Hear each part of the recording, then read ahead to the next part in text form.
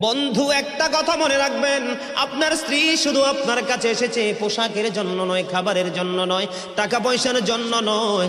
স্বামীর কাছে যেই খোরাক স্ত্রীর জন্য আছে, এবং স্ত্রীর জন্য স্বামীর কাছে যেই খোরাক, স্বামীর জন্য স্ত্রীর কাছে যেই খোরাক আছে, পৃথিবীর কোথাও সেই খোরাক নাই। এটা স্বামী স্ত্রীর জন্য অবর্ণনীয় এক নিয়ামত।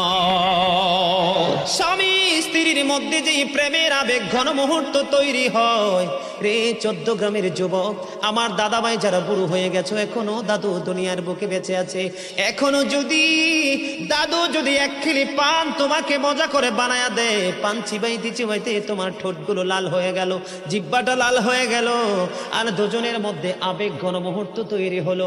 আমার নবী বলেছে, স্বামী স্ত্রী এই রোমান্টিক সময়টাতে যদি একটা ঘন্টা যদি কাটাইতে পারে রে, তাহলে 1 বছরের নফল ইবাদতের সওয়াব দিয়ে দিবে।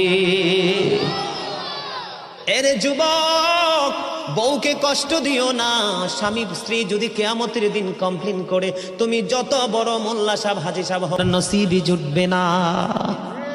আমি আমার মা আমার বোনদেরকে বলতে চাই, কখনো স্বামীর কলিজায় আঘাত দিও না, কারণ স্বামীর কলিজায় আঘাত দিলে তোমার জীবনে জান্নাত জুটবে না।